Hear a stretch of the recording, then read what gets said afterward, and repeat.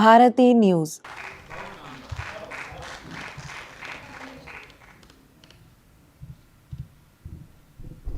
अगर आपको ऐसा लगता है कि यहाँ की ऊर्जा में सचमुच बदलाव है, मां की उपस्थिति हो चुकी है, एक बार जोरदार तालियां बजाएं।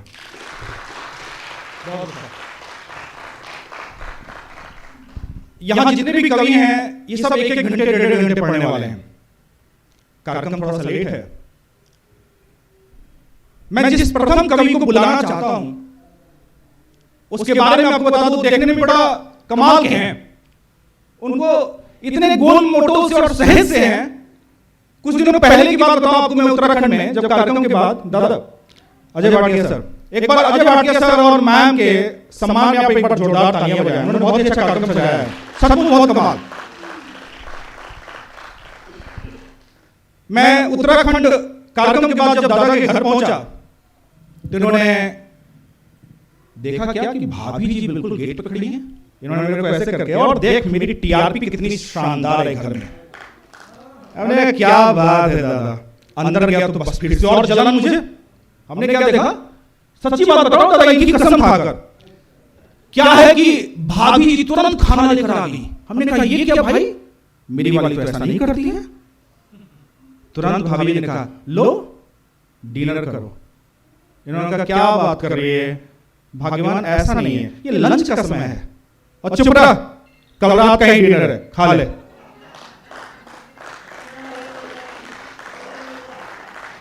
अच्छा होगा कि मैं खाना नहीं खाया।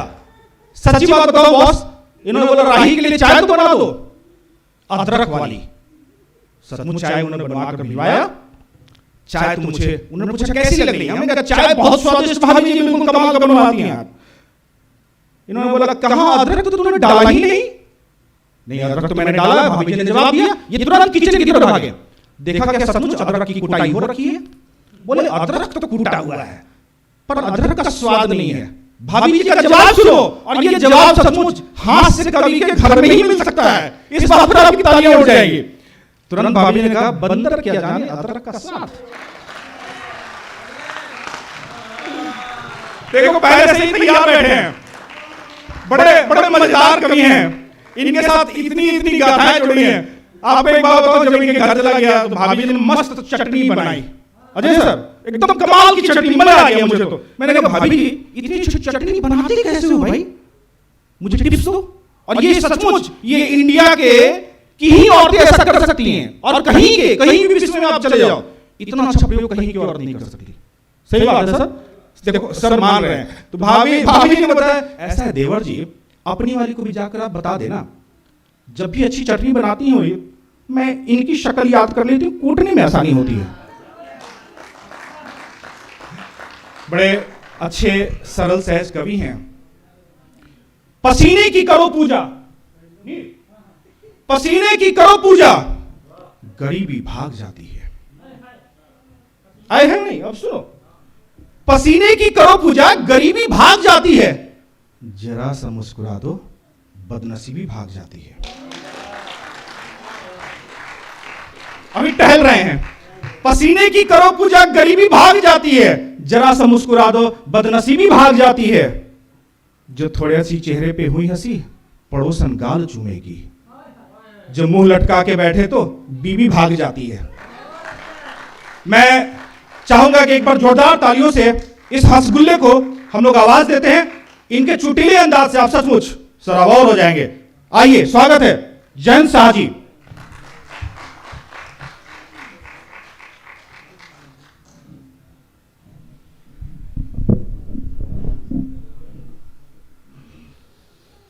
मेरे आते ही आप सब लोग इस तरह से खामोश हो गए जैसे कि मुझे श्रद्धांजलि देने के लिए यहाँ एकत्रित हुए हैं। थोड़ी सी और ताली बजा दे ताकि मैं शुरू हो जाऊं। परवीन राही जी ने मेरी बड़ी तारीफ की है, मैं तो कर भी नहीं सकता इनकी तारीफ, क्योंकि दोनों ही आज साथ साथ आए हैं। एक की तारीफ कर दूं दूसरा नाराज, दूसरे की तारीफ कर दूं, आप समझ ही रहे होंगे। बड़ा अच्छा लग रहा है। पंख के डायरेक्टर साहब, आपको भी बहुत बहुत आभार कि आपने इस तरह का एक काव्य अनुष्ठान का आयोजन किया है। और आज के इस कार्यक्रम में आपको देख करके बड़ी प्रसन्नता हो रही है सर, बहुत अच्छा लगा। आप सबसे अनुभवी व्यक्ति यहाँ पर आपने बिठा रखा है, वो बातों से भी लगे अनुभवी भी है और बालों से भी लगे। सही कह रहा हूँ भाई साहब, मैं तो एक दिन बैठे अपने बाल काले कर रहा था। अच्छा, उधर मेरे पापा दूसरे कमरे में वो भी बाल काले कर रहे थे।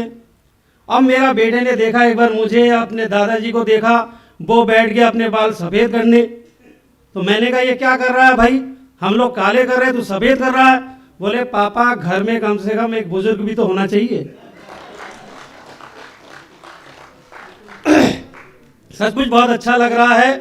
हम लोग बड़े बड़े कवि सम्मेलनों में जाते हैं, वहाँ बहुत ज़्यादा भीड़ होती है और उस भीड़ में कविता पढ़ने की आदत है हमें, तो बहुत सारी तालियों से हमें ऊर्जा मिलती है। मगर मैं आपको बता दूं भाई साहब कि हम जितनी जगह जाते हैं भीड़ होती है, तब हमें लगता है कि हम कौरवों के बीच में हैं। आज भीड़ कम है, संख्या कम है, मगर मुझे लग रहा है कि मैं पांडवों के बीच में हूँ। बहुत अच्छा, बहुत अच्छा। अब जितनी चमचागिरी करनी थी आप लोगों की मैंने कर दी है। अब मेरा ख्याल आप रख लेंगे, ये पूरा मुझे भरोसा है। और ये पंख जो एनजीओ है, इनका भी जवाब नहीं। इस साल इन्होंने कवि बुलाए, अगले साल ये श्रोता बुलाएंगे। इनके तरीके हैं भाई साहब, वो दोनों को इकट्ठे बुला ही नहीं सकते। लेकिन फिर भी आपने शुरुआत की है, इसके लिए मैं चाहता हूँ कि मंच से भी तालियां उठे। सबसे पहले मैं अपना परिचय दे दूं। अभी इन्होंने तो बहुत लंबा चौड़ा परिचय दिया ही मेरा, लेकिन मैं आपको बेसिक जानकारी बता दूं भाई साहब कि मेरा नाम जयंत शाह है और मैं उत्तराखंड से आया हूं और मैं अमित शाह जी का दूर का रिश्तेदार हूं। कसम खा के कह रहा हूं परवीन राही जी की, अगर गलत बोलूं तो काला कौवा आज ही रात इनको काटे। और दूर का किसने हूं साहब, मैं बहुत दूर रहता हूं उत्तराखंड में और वो बहुत दूर गुजरात के रहने वाले ठहरे, मगर रिश्तेदारी भाई साहब बिल्कुल पक्की है। ये अलग बात है कि वो हमारे घर नहीं आते, हम उनके घर नहीं जाते। सही कह रहा हूं भाई साहब, वो गृह मंत्रालय का आदेश है तब मैं आपको शुरू होता हूं, मैं पंक्तियां रखता हूं, तब आप समझेंगे कि कितनी पक्की हमारी रिश्तेदारी है। वो गृह मंत्रालय का आदेश है कि जहां भी मैं कवि सम्मेलन में जाऊं तो ये पंक्तियां जरूर पढ़ूं, क्योंकि जानकारी ही बचाव है कि सीडी मांगोगे तो डीवीडी भेज देंगे। सुनना भाई साहब कि सीडी मांगोगे तो डीवीडी भेज देंगे, कवि सम्मेलन का वीडियो 3D भेज देंगे। मगर जिन लोगों ने नहीं बजाई मेरी कविता पर ताली, अमित शाह जी से कह के उनके घर ईडी भेज देंगे।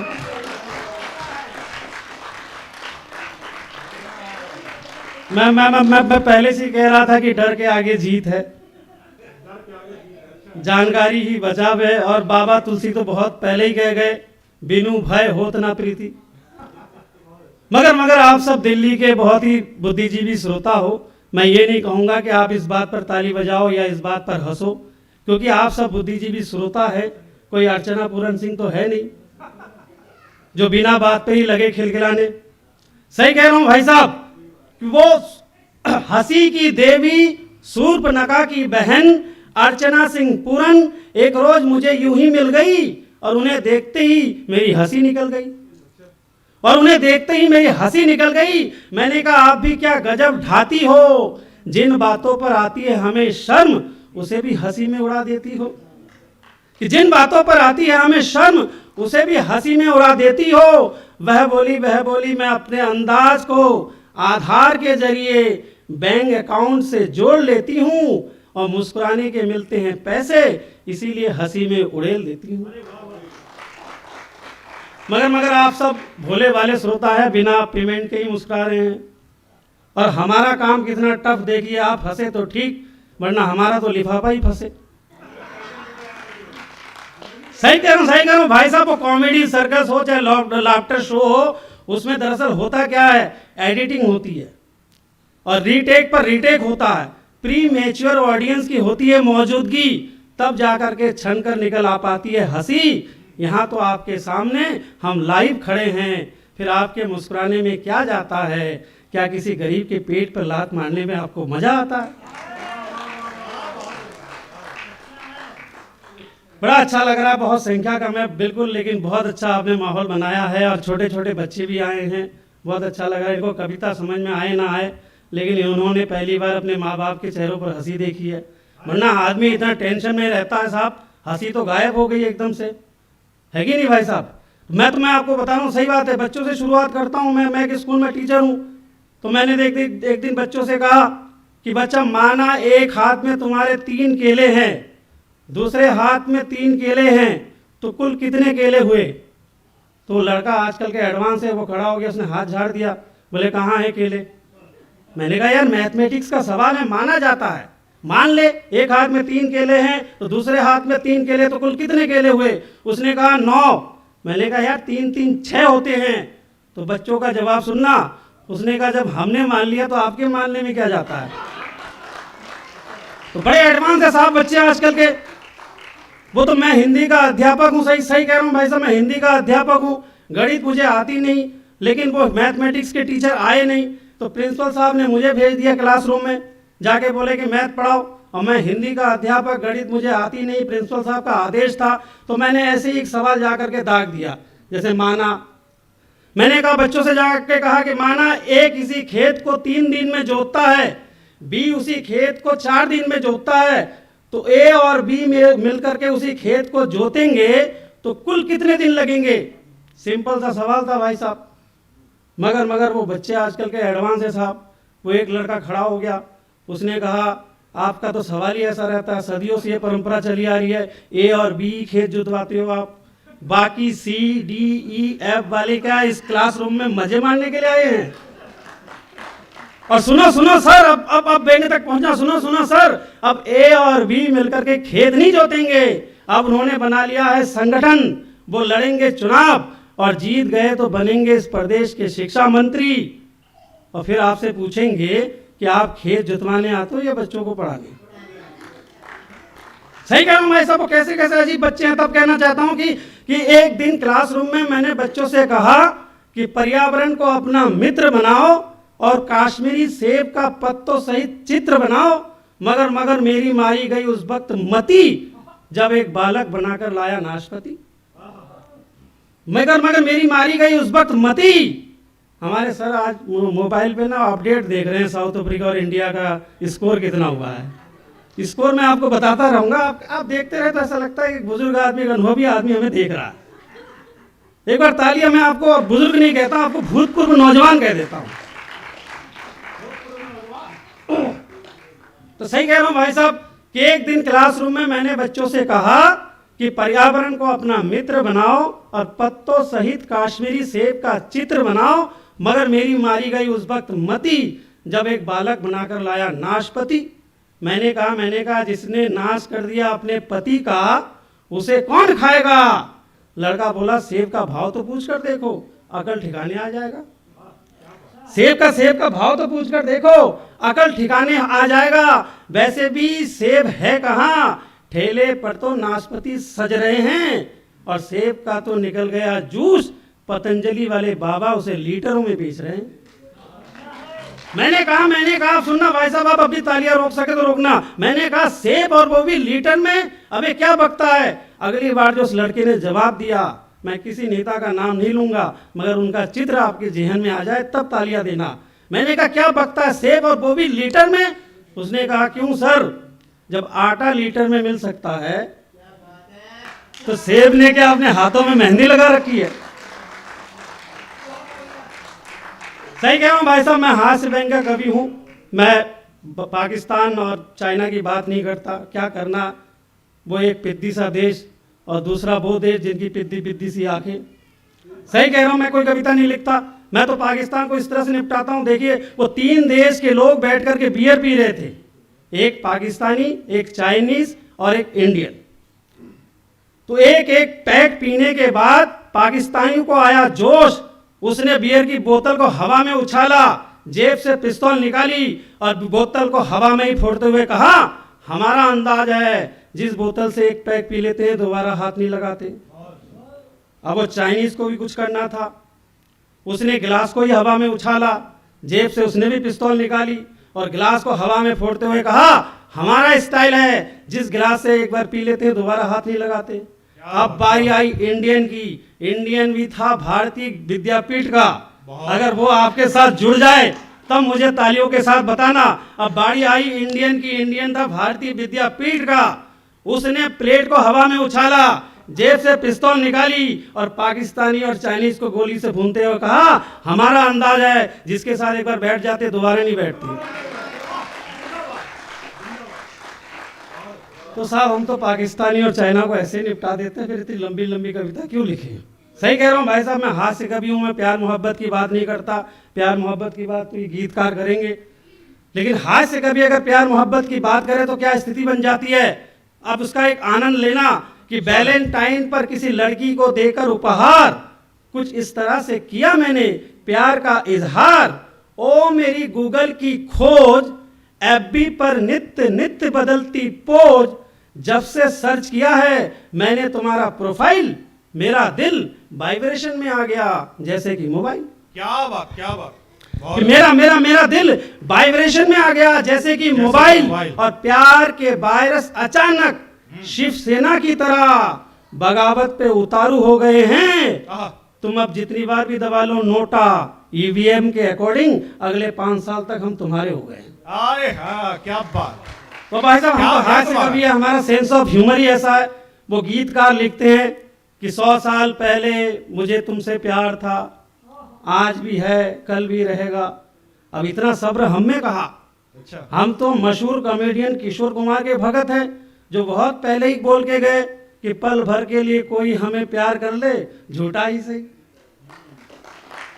हमारे बीच सुनहरी लाल तुरंत जी का आगमन हुआ है। हास्य के बहुत बड़े हस्ताक्षर है। कवि सम्मेलन के अध्यक्ष अध्यक्ष सुनहरी लाल तुरंत जी के सम्मान में एक बार जोरदार तालियां आप लोग बजाएं। आइए सर अंदर। जो देर से आते हैं वही अध्यक्ष होते हैं। आप सुनहरी लाल तुरंत जी से निवेदन कि आप तुरंत ही मंच पर आ जाए। वैसे भी आप तुरंत ही आए हैं समय को देखते हुए। सही कह रहा हूं भाई साहब, हम तो प्यार मोहब्बत करते हैं तो भी अफसाना बन जाता है। इसलिए हमारी कभी मोहब्बत होती ही नहीं। हमारी तो शादी होती है घेर घार करके, हमारी लव मैरिज होती ही नहीं है। मगर हमारी भी अरेंज मैरिज। हमें क्या मालूम कि लव मैरिज में आदमी अपनी ही प्रेमिका से शादी करता है और अरेंज मैरिज में दूसरों की। क्या बात कही। सही है। अच्छा। तो शादी की पहली रात को, अब मेरी चित्र से मेरी आत्मकथा सुना, कविता तो ये लोग सुनाएंगे कि शादी की पहली रात को ही मैंने अपनी श्रीमती से कहा, जैसा कि आप सब जानते हैं कवि के जीवन में है क्या, कल्पना, साधना, आराधना, ये सब है। अच्छा। तो मैंने शादी की पहली रात को ही श्रीमती जी से कहा कि तुम मेरी कल्पना हो, तुम मेरी साधना हो, तुम मेरी पूजा हो, तुम मेरी प्रेरणा हो, तुम मेरी आरती हो। इतना ही कहा था भाई साहब कि श्रीमती जी चालू हो गई, तुम मेरे सुखविंदर हो, तुम मेरे बलविंदर हो। थोड़ा थोड़ा हंसी की रफ्तार को बढ़ाई। तुम मेरे रमेश हो, तुम मेरे मुकेश हो, तुम मेरे प्रकाश हो, तुम मेरे विकास हो। मैंने कहा यार प्रकाश तक मामला तो ठीक है, मगर विकास तुम्हें कहाँ मिल गया? विकास तो पिछले 70 सालों से इस देश में पैदा होने की कोशिश में है। अब आप सुन जाना, अब मेरी व्यंग्य रचना से जुड़ जाना कि शहर के किसी चौराहे पर विकास एक दिन पकड़ा गया, ट्रैफिक मैन के हाथों बुरी तरह जकड़ा गया। ट्रैफिक हवलदार ने मूंछों पर ताव देते हुए कहा, जब तक है इस नाके पर मेरी ड्यूटी, कोई भी नाबालिग चला नहीं सकता स्कूटी। कोई भी नाबालिग चला नहीं सकता स्कूटी। और तू तो कल का लड़का है, जुम्मा जुम्मा हुए चुनावी रैली में पैदा हुए, अभी से सिग्नल पे सिग्नल तोड़े जा रहा है, अबे बिना हेलमेट के दौड़े जा रहा है। विकास ने तुरंत हाथ जोड़ लिए, कहा देश में छाई मंदी है, इसलिए मुझे थोड़ी जल्दी है। अब जुड़ जाना साहब कविता के लिए। हंसने हंसाने के लिए कॉमेडी सर्कस के जोकर्स बहुत घूमते हैं, ये हिंदी का पावन मंच है। तब हमारी जिम्मेदारी बनती है कि शहर के किसी चौराहे पर विकास एक दिन पकड़ा गया, ट्रैफिक मैन के हाथों बुरी तरह जकड़ा गया। ट्रैफिक हवलदार ने मूंछों पर ताव देते हुए कहा, जब तक है इस नाके पर मेरी ड्यूटी, कोई भी नाबालिग चला नहीं सकता स्कूटी। और तू तो कल का लड़का है, जुम्मा जुम्मा हुए चुनावी रैली में पैदा हुए, अभी से सिग्नल पर सिग्नल तोड़े जा रहा है, अबे बिना हेलमेट के दौड़े जा रहा है। विकास ने तुरंत हाथ पैर जोड़ लिए, कहा देश में छाई मंदी है, इसलिए मुझे थोड़ी जल्दी है। वैसे वैसे मुझे जाना है, वैसे वैसे मुझे जाना है दूर गांव गांव तक, बरगद के पेड़ और पीपल की छाव तक। वैसे वैसे मुझे जाना है दूर गांव गांव तक, बरगद के पेड़ और पीपल की छाव तक। मेरी राह ताक रहे हैं बच्चे बूढ़े और जवान, मेरे लिए पलके बिछाए हैं इस देश के किसान। ट्रैफिक हवलदार ने तुरंत अपना गियर बदला, चालान की रसीद बुक दिखाते हुए बोला, बात तेरी सच्ची है मगर क्या करे, जब तक है इस देश में भ्रष्टाचार और जमाखोरी, तुझे भी चुकानी पड़ेगी हर चौराहे पर अपनी हिस्सेदारी। आपकी संख्या बहुत कम है, लेकिन नमन करता हूं जिस तरह से आप लाफ्टर को पसंद करते हैं, उसी तरह से कविता को भी पसंद करते हैं कि ट्रैफिक मैन ने तुरंत अपना गियर बदला और एकदम अंतिम पंक्ति की तरफ लिए चल रहा हूं, जहां पर पर्दा गिरता है। जिस तरह से मुझे आप लोगों ने शुरुआत दी उसी तरह से विदा करना कि ट्रैफिक मैन ने तुरंत अपना गियर बदला, चालान की रसीद बुक दिखाते हुए बोला, बात तेरी सच्ची है मगर क्या करे, जब तक है देश में भ्रष्टाचार और जमाखोरी, तुझे भी चुकानी पड़ेगी हर चौराहे पर अपने हिस्सेदारी। वैसे वैसे तू मासूम है, ज्यादा बोलेगा तो कल के अखबार में छप जाएगा।